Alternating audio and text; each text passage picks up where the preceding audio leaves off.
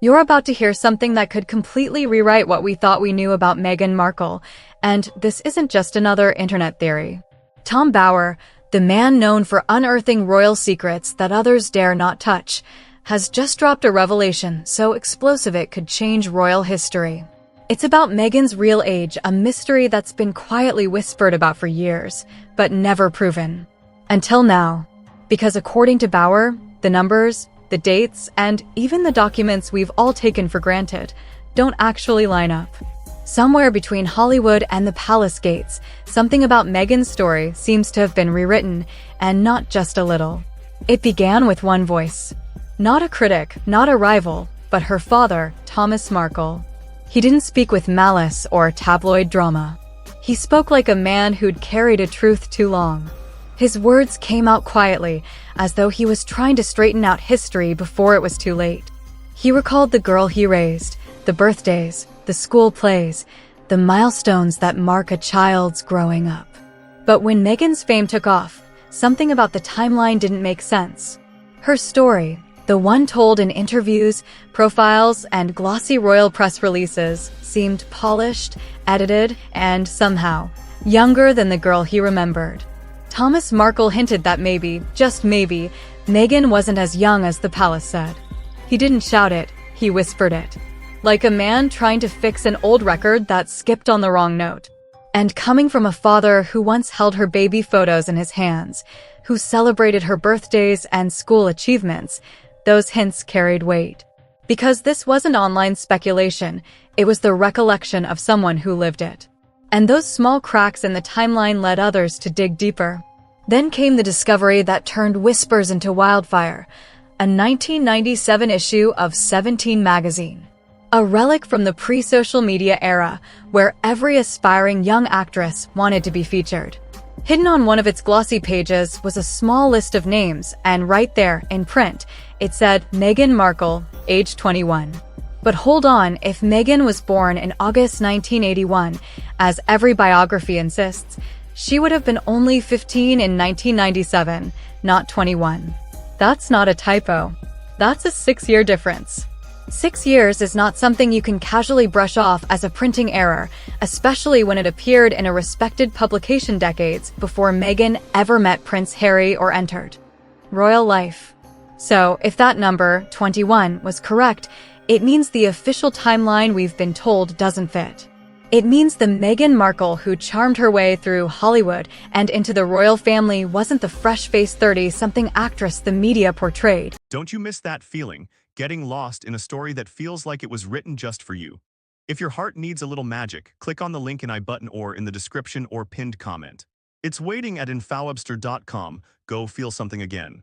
But a woman already well into her 40s. Suddenly, the rising young star narrative doesn't hold.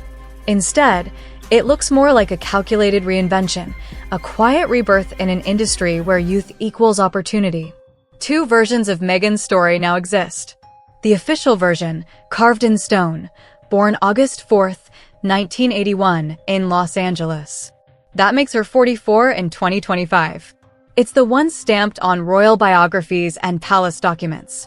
But then there's the version from that old magazine, one that points to a birth year closer to 1975 or 1976, placing her at nearly 50 years old today. That's not just a difference in age. That's a complete rewrite of identity. Think about it. If this were true, it means every public milestone shifts. Her college years, her first acting roles, her rise in Hollywood, even her royal wedding, all of them recast under a different light. The palace would have introduced not a woman in her mid-30s stepping into her fairy tale romance, but someone in her early 40s, navigating one of the world's most scrutinized families while maintaining an image of youthful energy and effortless charm. And once that possibility takes root, you start to see the whole picture differently. Meghan's life story begins to look less like a biography and more like a screenplay, one carefully written to fit the role she needed at each stage. There's the version in ink, the official documents, the birth certificate, the palace-approved facts. And then there's the version in pencil, the one that can be gently erased, rewritten, reshaped to fit the story better. Tom Bower didn't stop there. Because if Meghan's age was the first inconsistency, her motherhood story was the second, and possibly the most guarded. The birth of her son, Archie, has long been a chapter filled with tightly controlled details, the kind of story that seems too perfect to be entirely real. But Bauer's newest revelations suggest the inconsistencies go far deeper than anyone realized. In Prince Harry's memoir Spare, the birth of Archie is portrayed like a Hollywood movie, serene, spiritual, perfectly framed.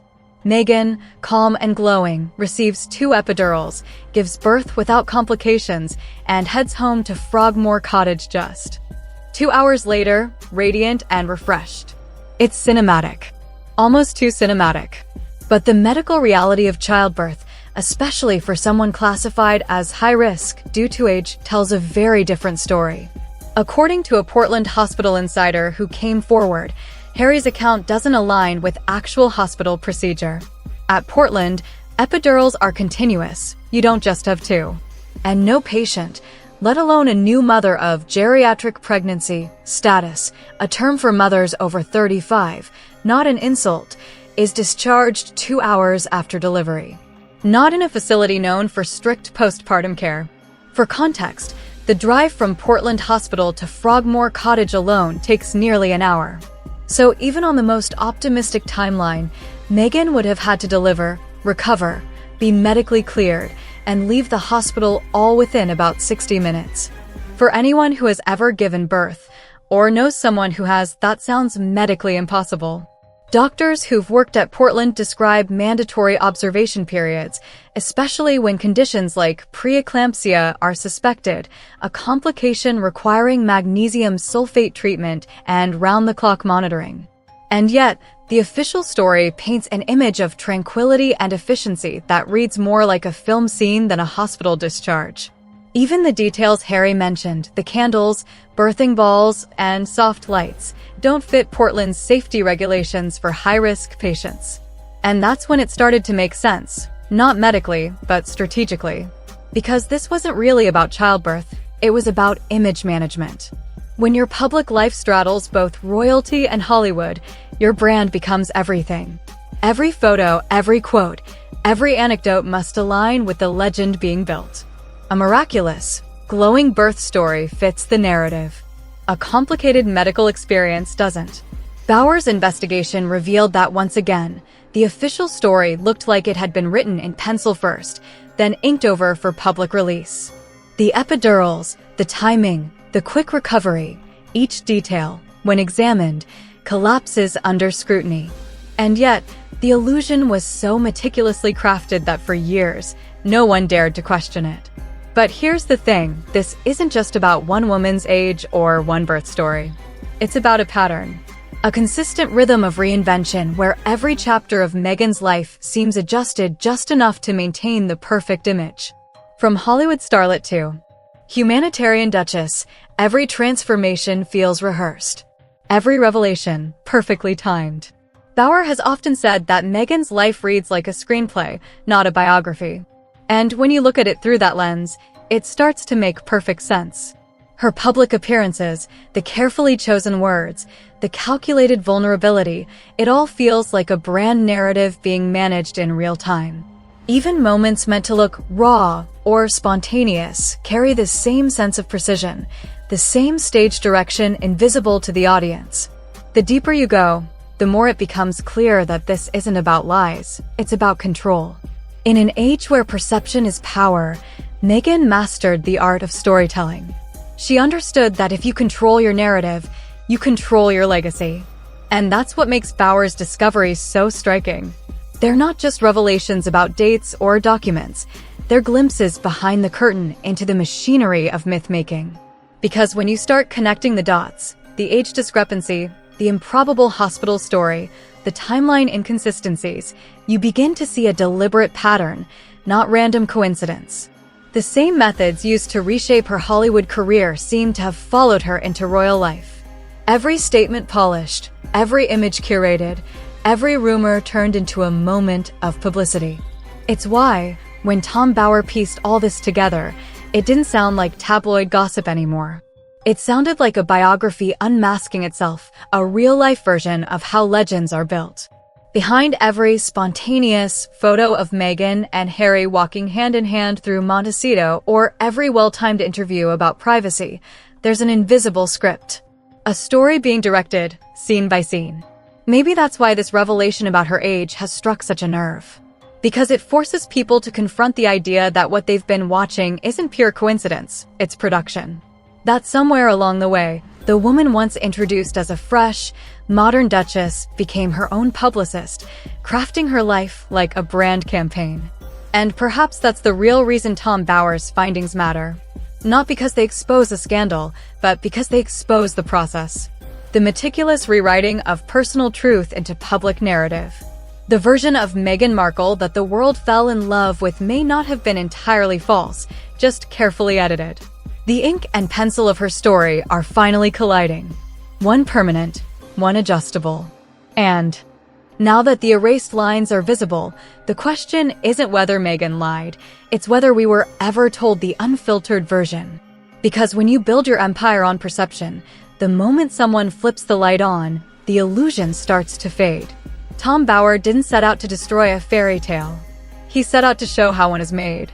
And what he found wasn't a villain or a victim, but something far more complex, a woman rewriting herself in real time, in a world that watches her every move.